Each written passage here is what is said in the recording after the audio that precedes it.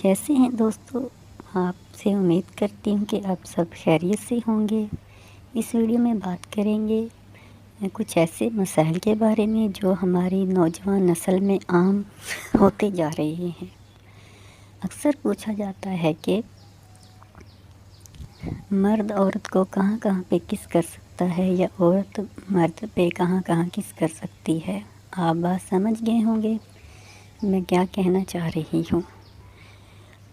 فحش فلمیں دیکھ کر ہمارے معاشرے کی جو نوجوان نسل ہے ان کا مائنڈ سیٹ اپ بہت خراب ہو چکا ہے۔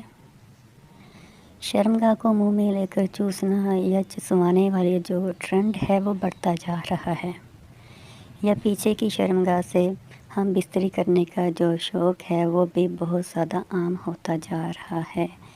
یہ ساری جو مسئلے ہیں یہ فحش فلمیں دیکھنے کے بعد یا گندی کہانیاں پڑھنے کے بعد انسان کے ذہن میں آتی ہیں۔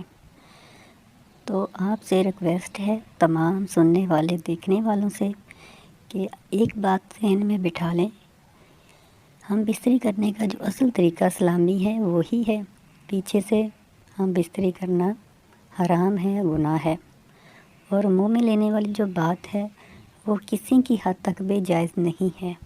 نہ آپ چوس سکتے ہیں، نہ چسوا سکتے ہیں، نہ لڑکی نہ لڑکا۔ تو جو شرعی طور پہ جائز چیزیں ہیں ان کے مطابق ہم بستری کیجئے، لیکن یہ جو برے کام ہیں یہ ویسے بھی انسان کو اچھے نہیں لگتے۔